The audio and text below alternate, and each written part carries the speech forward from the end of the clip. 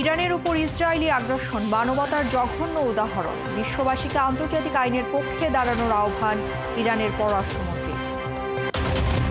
আত্মপ্রকাশের ৩.৫ মাস পর গঠনতন্ত্রের খসড়া চূড়ান্ত করল জাতীয় নাগরিক পার্টি।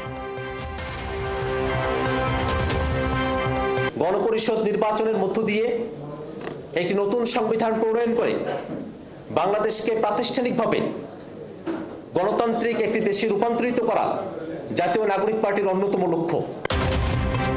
২০০৯ সালে সন্ত্রাস বিরোধী আইন সংশোধনের প্রস্তাব গুম কমিশনের ১ বছরে বিচার শেষ না হলে অভিযুক্তদের খালাসের সুপারিশ।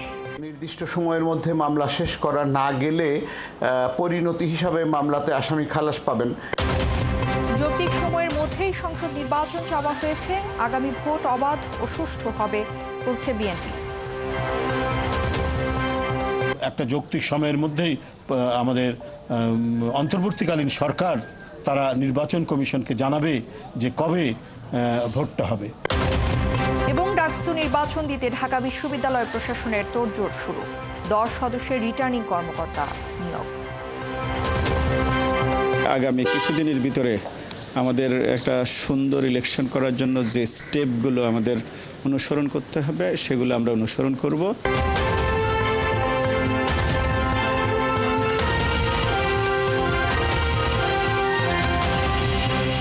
স্বাগত সংবাদ সংযোগে, সাথে আছি আমি ইসরাত আমিন। এতক্ষণ শিরোনাম শুনছিলেন, এবারে পুরো খবর। শুরুতেই ইরান ইসরায়েল প্রসঙ্গ।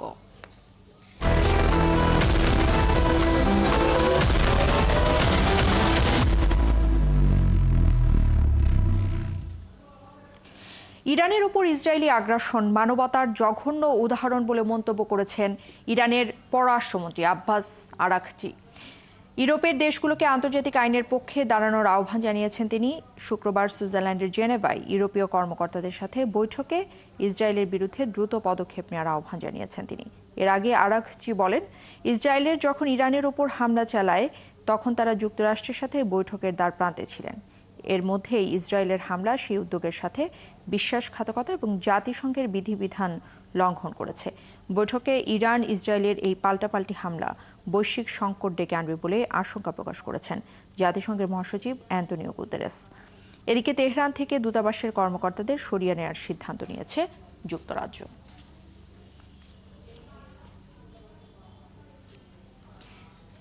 ইসরায়েল হামলা বন্ধ না করলে যুক্তরাষ্ট্রের সঙ্গে কোনো আলোচনা হবে না বলে সাফ জানিয়ে দিয়েছেন ইরানের পররাষ্ট্রমন্ত্রী আব্বাস আরাঘচি।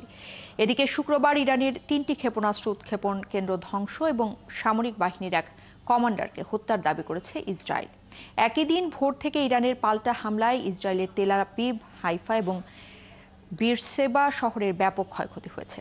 এসব হামলায় আহত হন অন্তত 240 জন ইসরায়েলি। এদিকে নিরাপত্তার জন্য ইরানে নিজেদের দূতাবাস বন্ধ করে দিয়েছে 6টি দেশ। সৃষ্টি ঘটকের প্রতিবেদনে বিস্তারিত।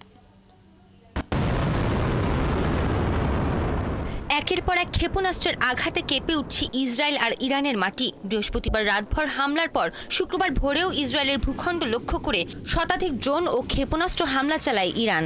এসব হামলায় আগুন ধরে যায় মাইক্রোসফটের অফিস, ইসরায়েলে নরওয়ের রাষ্ট্রদূতের বাসভবন সহ বিভিন্ন সামরিক স্থাপনায়। এসব হামলায় প্রায় 250 ইসরায়েলি আহত হন, যাদের মধ্যে কয়েকজনের অবস্থা আশঙ্কাজনক। এর মধ্যে ইরান থেকে ছোড়া বেশ কয়েকটি ড্রোন মৃত সাগরে প্রতিহত করা হয়েছে বলে জানায় ইসরায়েলের প্রতিরক্ষা বাহিনী IDF। অন্যদিকে ইসরায়েলও ইরানকে লক্ষ্য করে চালিয়ে যাচ্ছে পাল্টা হামলা। IDF জানিয়েছে, রাতভর ইরানের একাধিক ক্ষেপণাস্ত্র উৎপাদন কেন্দ্র ও একটি পরমাণু গবেষণা কেন্দ্রে 60টির বেশি বিমান হামলা চালিয়েছে তারা। হামলায় 120টির মতো বোমা ও ক্ষেপণাস্ত্র ব্যবহার করা হয়েছে। এতে ইরানের 3টি ক্ষেপণাস্ত্র উৎক্ষেপণ কেন্দ্র ধ্বংস ও সামরিক বাহিনীর এক কমান্ডারকে হত্যার দাবি করেছে ইসরায়েল। এছাড়া এদিন ইরানের আরও একটি হাসপাতালে হামলা চালিয়েছে তেল আবিব। এ নিয়ে চলমান সংঘাতে ইরানের 3টি হাসপাতালে হামলা চালালো দেশটি। হাসপাতালে এই হামলার ঘটনাকে কাপুরুষোচিত বলে এর ভয়াবহ জবাবের হুঁশিয়ারি দিয়েছেন ইরানের প্রেসিডেন্ট মাসুদ পেজেশকিয়ান। একই দিন দেশটির পররাষ্ট্রমন্ত্রী আব্বাস আরাঘচি বলেছেন, ইসরায়েল হামলা বন্ধ না করা পর্যন্ত যুক্তরাষ্ট্রের সঙ্গে কোনো ধরনের আলোচনায় যাবে না তেহরান। যুক্তরাষ্ট্র আলোচনা চায় এবং তারা এ কথা জানিয়ে কয়েকবার বার্তা পাঠিয়েছে, কিন্তু যুক্তরাষ্ট্র এই অপরাধের অংশীদার। তাই আমরা স্পষ্টভাবে জানিয়েছি, এই আগ্রাসন বন্ধ না হওয়া পর্যন্ত আলোচনা আলোচনার কোনো সুযোগ নেই। এরই মধ্যে শুক্রবার নিজেদের পরমাণু প্রকল্প রক্ষা ও ইসরায়েলের সঙ্গে চলমান সংঘাত ঠেকাতে ফ্রান্স, জার্মানি, ব্রিটেন ও ইউরোপীয় ইউনিয়নের সঙ্গে বৈঠকে বসতে যাচ্ছেন ইরানের পররাষ্ট্রমন্ত্রী।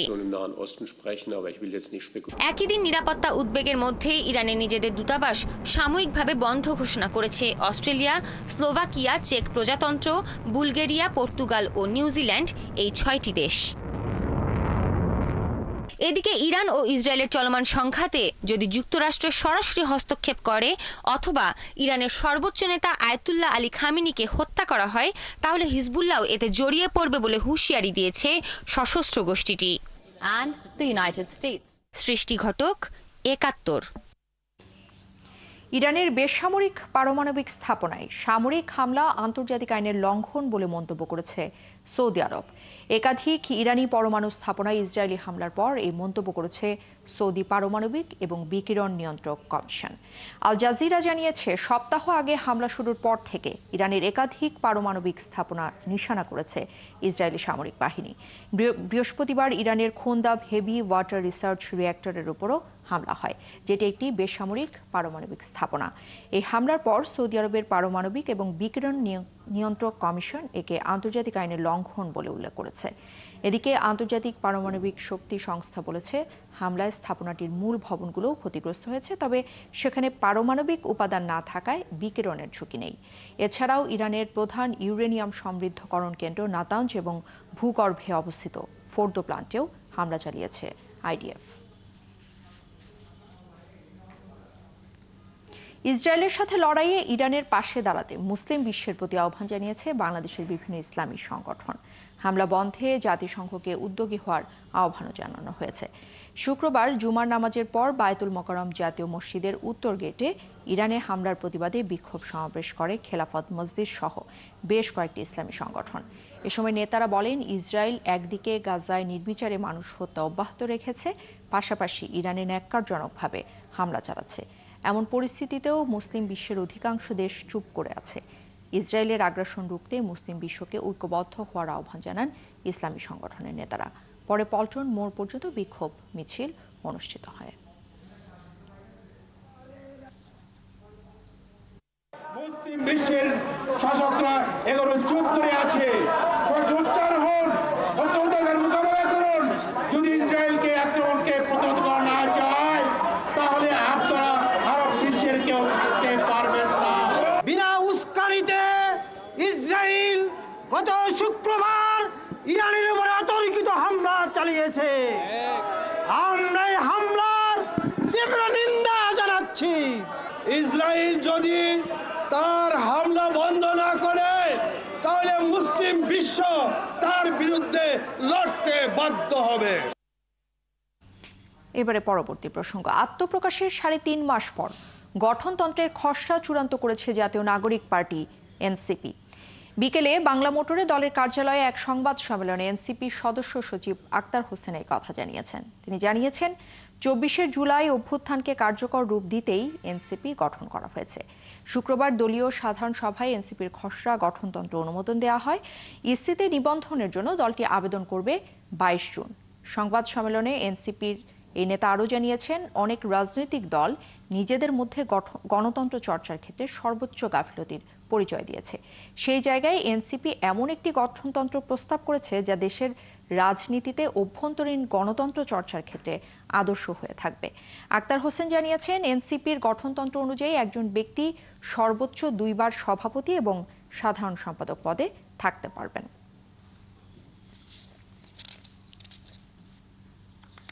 বাংলাদেশের রাষ্ট্র গঠনের প্রেক্ষাপটে একটি নতুন রিপাবলিক গণপরিষদ নির্বাচনের মধ্য দিয়ে একটি নতুন সংবিধান প্রণয়ন করে বাংলাদেশকে প্রাতিষ্ঠানিকভাবে গণতান্ত্রিক একটি দেশে রূপান্তরিত করা জাতীয় নাগরিক পার্টির অন্যতম লক্ষ্য।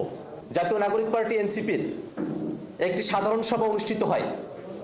আজকের সাধারণ সভায় কেন্দ্রীয় কমিটির সদস্যদের সম্মতিক্রমে খসড়া গঠনতন্ত্র অনুমোদনক্রমে চূড়ান্ত করা হয়।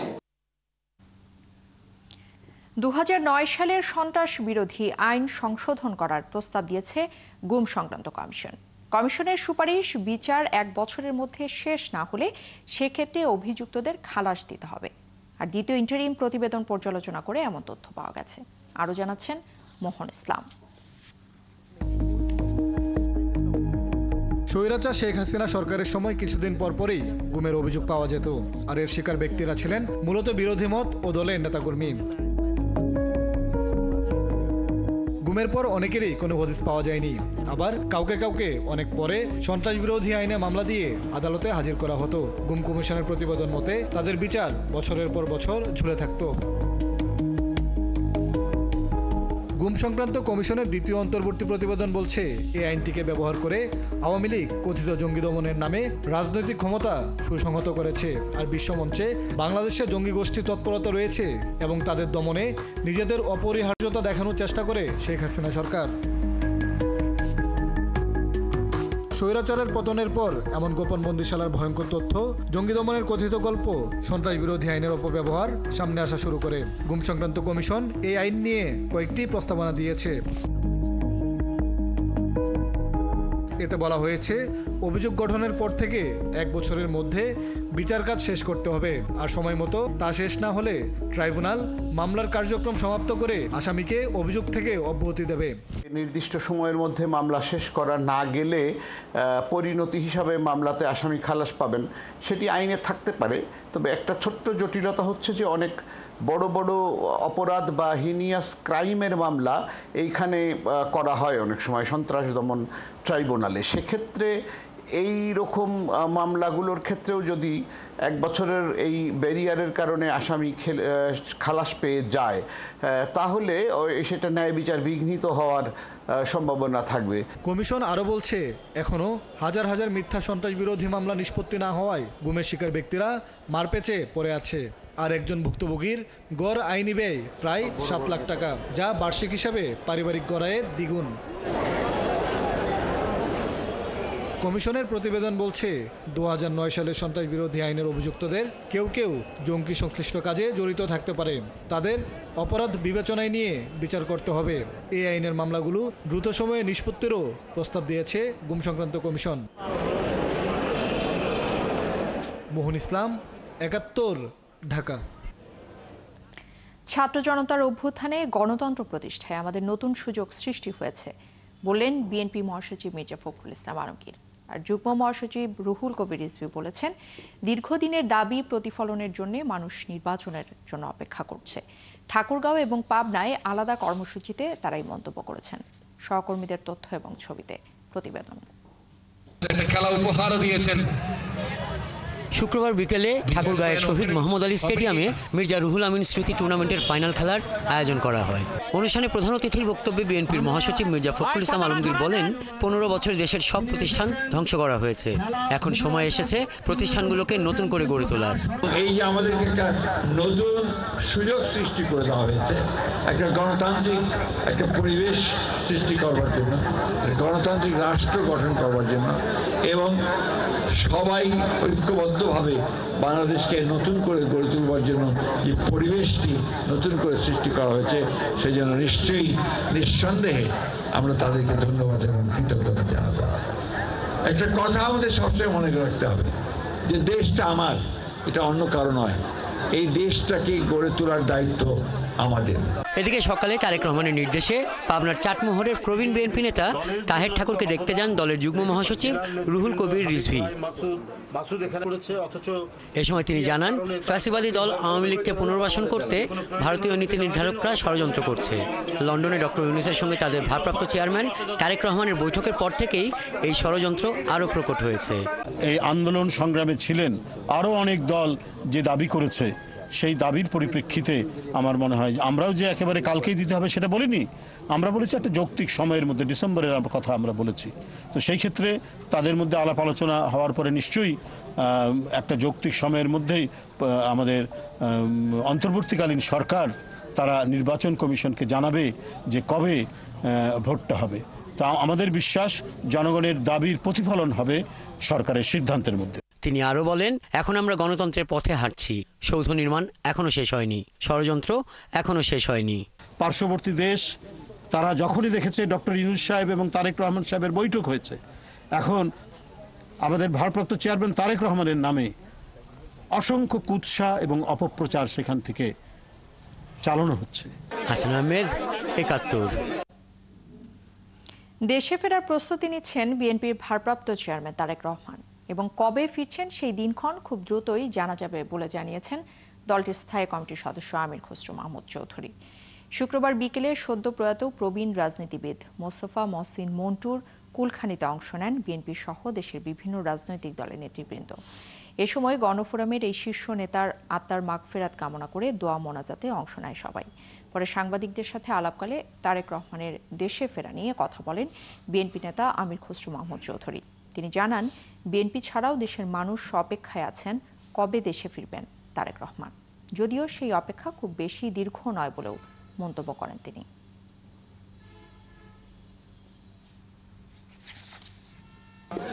তারেক রহমান সে বলবেন না, আমি কি করে বলবো।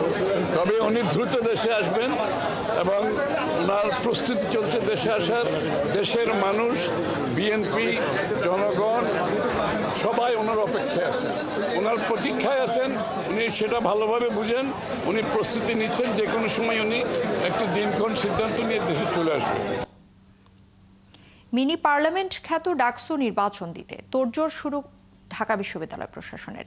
ইতিমধ্যেই 10 সদস্যের রিটার্নিং কর্মকর্তা নিয়োগ দিয়েছে প্রতিষ্ঠানটি। তবে ভোটারদের বয়সসীমা না রাখায় নাখোশ সাধারণ শিক্ষার্থী সহ বেশ কয়েকটি ছাত্র সংগঠন। আর কেউ কেউ দাবি করছে হলে হলে নয়, ভোট কেন্দ্র বসাতে হবে একাডেমিক ভবনে। প্রধান রিটার্নিং কর্মকর্তা অঙ্গীকার, যে কোনো মূল্যে সুষ্ঠু ভোট করবেন তারা। ফরহাদ ইবনে মালিকের প্রতিবেদন।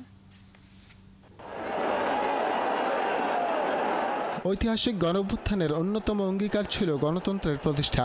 সেই অভ্যুত্থানে নেতৃত্ব দেওয়া ঢাকা বিশ্ববিদ্যালয়ের শিক্ষার্থীরাই সেই স্বাদ পায়নি এখনো। নানা আলাপ আলোচনা আর বিতর্কের শেষে ডাকসু গণতন্ত্রের সংশোধনী আনার পর নির্বাচন অনুষ্ঠানে 10 সদস্যের রিটার্নিং কর্মকর্তা নিয়োগ দিয়েছে বিশ্ববিদ্যালয় সিন্ডিকেট। শতবর্ষে ঢাকা বিশ্ববিদ্যালয়ে ছাত্র সংসদ নির্বাচন হয়েছে মাত্র 37 বার। এর মাঝে ব্রিটিশ ও পাকিস্তান শাসনামলে নির্বাচন হয়েছে 28 বার। আর স্বাধীনতার পর গেল প্রায় 54 বছরে এ বিশ্ববিদ্যালয়ে ডাকসু নির্বাচন দেখেছে মাত্র 8 বার। এবার নভেম্বরের পালা। এ মাসের মাঝামাঝিতে নির্বাচনের জন্য বিধিমালা হালনাগাদ করেছে বিশ্ববিদ্যালয় প্রশাসন। গবেষণা, ক্যারিয়ার ডেভেলপমেন্ট, স্বাস্থ্য ও পরিবেশ এবং মানবাধিকার বিষয়ক 4টি নতুন সম্পাদকীয় পদ যুক্ত হয়েছে ডাকসুতে। একই সাথে অনার্সে ভর্তি হয়ে বিভিন্ন ধাপে উত্থানরত শিক্ষার্থীরা ভোটার হবে বলা হলেও নেই কোনো বয়সসীমা। বয়সসীমা তুলে দেয় নাখোশ সাধারণ শিক্ষার্থীরা। ওনারা বয়সটাকে কিন্তু লিমিটেড করেন নাই, তো এই ক্ষেত্রে একটা কিন্তু সব থেকে বড় একটা বলবো ভুল হয়েছে। যদি এই বয়সসীমাটা নির্ধারণ না হয়, যদি নিয়মিত শিক্ষার্থীদের সক্রিয় অংশগ্রহণে ডাকসুটা না হয়, তাহলে সেই পুরনো রাজনৈতিক চর্চাটাই বিদ্যমান থাকবে। একটা সময়সীমা অবশ্যই তাদের রাখা উচিত ছিল। আমরা ধারণা করেছিলাম যে 18-19 সেশন থেকে রাখবে, কিংবা 18-19 রাখলে 16-17 সেশন বা এই অবধি যদি রাখতো, তাহলে হয়তো বা একটা মার্জিন অনুযায়ী ডাকসু নির্বাচনটা অনেক ফলপ্রসূ হতো। কিন্তু এখন দেখা যাচ্ছে যারা হচ্ছে 30+ এজ, কিংবা আমরা দেখতে পারি 12-13 সেশন, তারাও ইলেকশন করবে। প্রশাসন এটা নিয়ে আমাদের সাথে এখনো বসেনি যে তারা আসলে কোন ধরনের চেঞ্জ আনলো এবং কেন আনলো এবং বাকিগুলো তারা কেন আনলো না। আমরা মনে করি এখনো এখানে অনেক ধরনের অগণতান্ত্রিক বিষয় রয়ে গিয়েছে। এটা নিয়ে অবশ্যই আমরা এই নির্বাচন কমিশন থেকে আরেকটা বৈঠক আশা করছি। উদ্ভিদ বিজ্ঞান বিভাগের শিক্ষক অধ্যাপক জসিমউদ্দিনকে চিফ রিটার্নিং অফিসার হিসেবে নিয়োগ দেওয়া হয়েছে। গণযোগাযোগের শামীম রেজা, বাংলার ডক্টর তারিক মঞ্জুর, ব্যাংকিং ও ইন্স্যুরেন্স বিভাগের ডক্টর শহীদুল আলম সহ 9 জন দায়িত্ব পালন করবেন রিটার্নিং কর্মকর্তা হিসেবে। নির্বাচন ও এই কর্মকর্তাদের নিয়েও রয়েছে মিশ্র প্রতিক্রিয়া। ডাকসু ঢাকা বিশ্ববিদ্যালয়ের শিক্ষার্থীদের যেরকম দাবি, তেমনি বাংলাদেশ জাতীয়তাবাদী ছাত্রদলেরও ডাকসু প্রাণের দাবি। সুতরাং এটিকে আমরা ইতিবাচক হিসেবে দেখছি এবং আমরা বর্তমান প্রশাসনকে অনুরোধ জানিয়েছি 2019 সালের মতো যেন এরকম একটি নির্বাচন না হয়, সেক্ষেত্রে একটি কার্যকর পরিবেশ নিশ্চিত করে শিক্ষার্থীদের প্রতিনিধিত্ব নিশ্চিত হয়, এরকম একটি ডাকসু নির্বাচন যেন আয়োজন করা হয়। 2 থেকে 3 দিন 4 দিন পার হয়ে গেছে কমিশন পার হওয়ার পরে, কিন্তু নির্দিষ্ট যে দিক নির্দেশনা, সুস্পষ্ট যে রোড ম্যাপ, সেটা ঘোষণা করা করে তাদেরকে আমি দেখতে পাচ্ছি না। আমরা যারা হচ্ছে ডাকসু নির্বাচন কমিটির মধ্যে যারা আছেন, তাদের অনেককে দেখতেছি লিগ পুনর্বাসন করতেছেন। যেই কমিটি গঠন করা হয়েছে তাদের কোনো কার্যক্রম আমরা এখনো সামনে পাইনি, ফলে এখনই কোনো মন্তব্য করা সমীচীন হবে না। তাদের কার্যক্রমের উপর ভিত্তি করে আমরা আমাদের মন্তব্য জানাবো। আমরা দ্রুত সময়ের ভেতরে তাদের যেই নির্বাচন যে ভোটার তালিকা হালনাগাদ থেকে শুরু করে তফসিল ঘোষণা, এই বিষয়গুলো আমরা দ্রুত সময়ের ভেতরে চাই। যদি আমরা লক্ষ্য করি যে এই ধরনের বিষয়গুলোকে আবার প্রলম্বিত করার চেষ্টা করা হচ্ছে, তাহলে আমরা সে ব্যাপারে আমরা মন্তব্য করব। সবশেষ 2019-এর ডাকসু নির্বাচন ছিল বেশ বিতর্কিত। জাল ভোট, ভোট কারচুপি আর সংঘর্ষে হতবাক হয়ে যান সবাই। ভিপি নির্বাচিত হন নুরুল হক নূর, আর বেশিরভাগ পদে আসে বর্তমানে নিষিদ্ধ থাকা ছাত্রলীগের সমর্থিতরা। প্রধান রিটার্নিং কর্মকর্তা বলছেন, এবারের ইতিহাসে সেরা ভোট করতে চান তারা। আমরা আশা করতেছি আগামী কিছুদিনের ভিতরে আমাদের একটা সুন্দর ইলেকশন করার জন্য যে স্টেপগুলো আমাদের অনুসরণ করতে হবে সেগুলো আমরা অনুসরণ করব। আমরা চাই এটা একটা মডেল হবে সারা দেশের জন্য, কারণ নির্বাচন এমন একটা ইস্যু, কারণ এটার সাথে নাগরিক অধিকার জড়িত। আমার ভোট আমি দেব, যাকে খুশি তাকে দিব। এটা যদি না হয় তাহলে তো নির্বাচন হলো না। আর আমরা এই জন্য 100% প্রতিশ্রুতিবদ্ধ যাতে সুষ্ঠু একটা নির্বাচন আমরা করতে পারি। তিনি আরও জানান, সপ্তাহ শুরুর প্রথম কার্যদিবসে বৈঠক করে নির্বাচনের তারিখ নির্ধারণ করা হতে পারে। ফরহাদ ইবনে মালিক, 71, ঢাকা। আসন্ন এইচএসসি এবং সমমানের পরীক্ষায় গত বছরের চেয়ে শিক্ষার্থী কমেছে 82,000। 2023 সালে একাদশে ভর্তি হয়েও প্রায় 4.25 লাখ শিক্ষার্থী পরীক্ষায় অংশ নিচ্ছে না, যা উদ্বেগজনক বলছেন শিক্ষা সংশ্লিষ্ট বিশেষজ্ঞরা। আর যথাযথভাবে জরিপ করেই পরবর্তী পদক্ষেপ নেওয়ার কথা জানিয়েছেন আন্তঃশিক্ষা বোর্ডের প্রধান। কিছু শিক্ষার্থী কমে যাওয়া স্বাভাবিক বলেও মনে করেন তিনি। শারমিনীর রিপোর্ট। 26 জুন শুরু হচ্ছে এইচএসসি ও সমমানের পরীক্ষা। সারা দেশের প্রায় 12.5 লাখ শিক্ষার্থী এবার পরীক্ষায় বসবে, যা 3 বছরের মধ্যে সবচেয়ে কম। পরিসংখ্যান বলছে উচ্চ মাধ্যমিকে ভর্তির পর রেজিস্ট্রেশন করেও প্রায় 4.25 লাখ শিক্ষার্থী এবার পরীক্ষায় অংশ নিচ্ছে না। শতাংশের হিসেবে কারিগরি শিক্ষা বোর্ডে এই হার বেশি, আর সংখ্যাগত দিক দিয়ে তা এইচএসসিতে বেশি। এই তথ্য নিয়মিত শিক্ষার্থী, অর্থাৎ যারা এসএসসি ও সমমানের পরীক্ষায় পাশ করে সরাসরি উচ্চ মাধ্যমিকে ভর্তি হয়েছিল সেই হিসেবে। নিয়মিত শিক্ষার্থীদের বাইরে অকৃতকার্য হওয়া সহ নানা কারণে পরীক্ষায় অংশ না নিয়ে অর্থাৎ অনিয়মিত প্রায় 2 লাখ শিক্ষার্থী এবার এইচএসসি ও সমমানের পরীক্ষায় অংশ নিচ্ছেন। নিয়মিত অনিয়মিত মিলিয়ে সংখ্যাটা প্রায় 12,51,111 জন। এইচএসসি লেভেলে কি হলো, এই ড্রপ আউটের কারণটা সুনির্দিষ্টভাবে আমরা বের করতে চাই। তার লক্ষ্যে আমাদের সার্ভে করতে হবে। এসএসসির আলোকে কারণটা হয়তো পার্সেন্টেজ ভিন্ন হবে, কিন্তু মোটা দাগে ওই রকমই কারণ হবে। বিবাহ, কর্মসংস্থান, আর্থিক সংকট। নিবন্ধন করে পরীক্ষায় অংশ না নেওয়ার পাশাপাশি গতবারের চেয়েও শিক্ষার্থী কমার বিষয়কে উদ্বেগজনক বলছেন বিশ্লেষকেরা। এবার যে কমছে 4 লক্ষ শিক্ষার্থী একটা পরীক্ষা না করে, কমাটা কিন্তু স্বাভাবিক না। সুতরাং এটাকে যদি কমন ধরে নেওয়া হয়, এটা তাহলে ঠিক হবে না আমার কাছে মনে হয়। ইন্টারমিডিয়েট পর্যায়ে যখন একটা বাচ্চা আসে, তার পড়াশোনার যে খরচটা, এই খরচটা কিন্তু আমরা লাগাম ধরে রাখতে পারতেছি না। তার টিউশনি থাকতেছে, তার বেতন কাঠামো, এটা কোনো নির্ধারিত না আমাদের, যার ফলে প্রতিষ্ঠানগুলো কিন্তু তাদের কাছে অনেক টাকা দিচ্ছে। এখানে সামাজিক অনীহা একটি বড় কারণ। আমি নিজেই শুনেছি মধ্যবিত্ত বা নিম্ন মধ্যবিত্ত পরিবারের অভিভাবকরা বলছেন, মিস্ত্রি হয়ে কি হবে। এই যে মন মানসিকতা পরিবর্তন করতে গেলে আমাদের একটা সামাজিক আন্দোলনই প্রয়োজন। শিক্ষার্থীদের প্রণোদনা সহ চাকরির নিশ্চয়তা পাবার মতো উদ্যোগ না নিলে ঝরে পড়ার সংখ্যা আরও বাড়বে, যা হবে ভয়াবহ বলছেন সংশ্লিষ্টরা। শারমিন নীরা, 71, ঢাকা। সিলেটের শাহজালাল বিজ্ঞান এবং প্রযুক্তি বিশ্ববিদ্যালয়ের এক নারী শিক্ষার্থীকে অচেতন করে দল বেঁধে ধর্ষণের অভিযোগে 2 শিক্ষার্থীকে আটক করেছে পুলিশ। আটক ওই 2 শিক্ষার্থী হচ্ছে বিশ্ববিদ্যালয়ের সমাজ বিজ্ঞান বিভাগের শান্ততারা আদনান এবং স্বাগত দাস পার্থ। এই ঘটনার সুষ্ঠু বিচারের দাবিতে ক্যাম্পাসে বিক্ষোভ করেছে সাধারণ শিক্ষার্থীরা। মুহিত দিদারের তথ্য এবং ছবিতে প্রতিবেদন।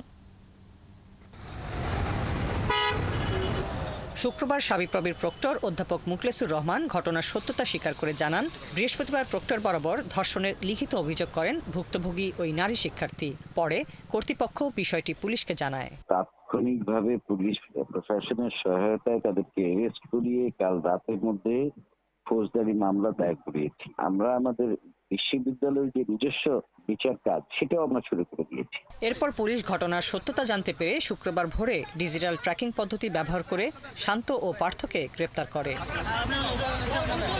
এদিকে এরই মধ্যে এই ঘটনার সুষ্ঠু বিচারের দাবিতে ক্যাম্পাস উত্তাল করেন সাধারণ শিক্ষার্থীরা। বিভিন্ন স্লোগান ও কর্মসূচি পালন করেন তারা।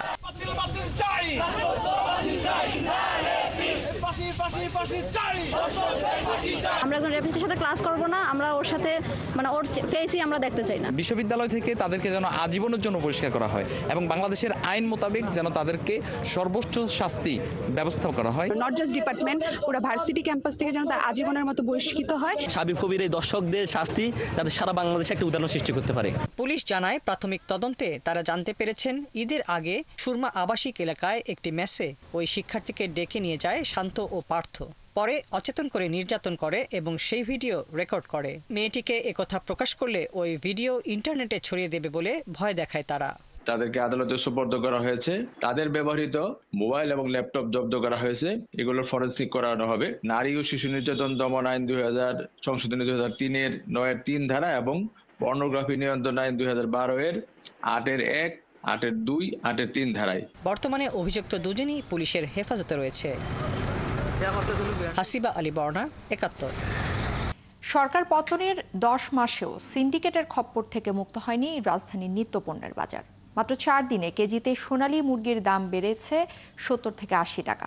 আর নতুন চাল বাজারে আসার পরও চালের কেজি প্রতি বেড়েছে 4 থেকে 5 টাকা পর্যন্ত। তবে সহনশীল অবস্থা বিরাজ করছে সবজির বাজারে, কমেছে ডিম সহ বেশিরভাগ নিত্যপণ্যের দাম। বিস্তারিত সুমন তানভীরের প্রতিবেদনে। গত মাসে এই একই সময়ে আলু কেজিতে বিক্রি হয়েছে 60 টাকায়, আর এখন বিক্রি হচ্ছে 20 থেকে 25 টাকা কেজিতে। যে পেঁয়াজের দাম 100 ছিল তা এখন 50 থেকে 60 টাকা। 10 মাসের সরকার পরিবর্তনে বেশিরভাগ সবজির দাম কমেছে। সর্বনিম্ন 20 টাকা কেজিতেও মিলছে পটল, পেঁপের মতো পণ্য। ডিম বিক্রি হচ্ছে হালি 40 টাকা, যা ছিল 50 টাকার ওপরে। গত বছর হিসাব করতে গেলে তো অর্ধেকও দাম নাই, 3 ভাগে 1 ভাগও দাম নাই। গত বছরে মনে করেন সবজি কিনছি 50 টাকা, বেচছি 70 টাকা কেজি, 60 টাকা কেজি। এই বছর তো মনে করেন আমরা কোনো বালা শান্তিতে রাখছি আর কি, সব কিছু দামে কম আছে। দাম তেমন বেশি নেই, সরকার দেখাল বেশি কিছু করছে তেমন কিছু না, দাম কমই আছে।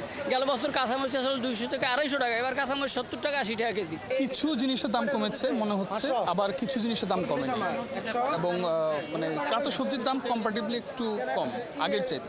তুলনাভাবে তো আকাশ আর পাতাল। তাই অন্যান্য বছরে আপনার এই ডিমের কেজি থাকে 300, ডজন থাকে 130, 40, 50। অন্যান্য দরের থেকে এবারে আপনার ডিমের ডজন এসে, লাল ডিমের ডজন এসেছে 120 টাকা ডজন, সাদা ডিম 100 টাকা ডজন, 110 টাকা ডজন। তারপরে এই যে বেগুন কিনলাম এগুলো 50 টাকা করে, কচু কিনলাম এগুলো আগে 100 টাকা 120 টাকা চাইছে, আর এখন আমরা নিলাম 70 টাকা দিয়ে। এখন আমাদের দ্রব্যমূল্য আমাদের নিয়ন্ত্রণে আছে। তবে সিন্ডিকেটের ভূত চেপেছে মুরগির বাজারে। মাত্র 4 দিনে কেজি প্রতি সোনালী মুরগির দাম 240 থেকে 1 লাফে 330-এ গিয়ে ঠেকেছে। চালের বাজারেরও একই অবস্থা। সপ্তাহে কেজিতে বেড়েছে 4 থেকে 5 টাকা। কেজি হিসাবে বললে দেখা যায় মিনিকেটটা আপনার 5 টাকা 6 টাকা কেজিতে বাড়ছে, আর 28টা 4 টাকা, 3 টাকা 4 টাকা, লাজি শালটা এরকম 3 টাকা 4 টাকা, এই 3টা চালের দামই বাড়ছে। এটা হঠাৎ করে এটার ব্যাপারটা বলতে পারবো আসলে মিলার। এখানে কোনো কৃষি মার্কেট কম, বাউ বাজার কোন, কারণ বাজার কোন, কেউ বলার কিছু নেই। আমরা 2 টাকা বেশি আনে কিনি, 2 টাকা বেশি 70 টাকা 80 টাকা বাড়ছে 4 দিনে কেজিতে। মুরগির উৎপাদন কম হইতেছে, আমার এলারা আপনার খুব লস দিয়ে আপনার করতেছে, কারণে খামাটা আমার বন্ধ হয়ে গেছে, তার কারণে মুরগির দাম বাড়তে। এখনো আমরা আগের মতো সাফার করি, কিছু কিছু ক্ষেত্রে হয়তো একটু বেশি সাফার করতেছি।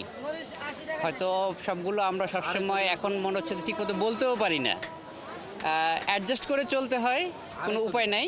আমদানি নির্ভর মশলা সহ বেশিরভাগের দামই বাড়তি। যারা আমদানি করে ডলারের অজুহাত দেখাইতেছে, কস্টিং, জ্বালানি তেল, বিভিন্ন অজুহাত দেখাইতেছে, দাম বাড়াইতেছে। সুমন তানভীর, 71, ঢাকা। দর্শক, চলছে সংবাদ সংযোগ। সরাসরি সংবাদ ও অনুষ্ঠান দেখতে চোখ রাখুন 71-এর ফেসবুক পেজে এবং সাবস্ক্রাইব করুন 71-এর ইউটিউব চ্যানেলে। থাকুন 71-এর সাথে।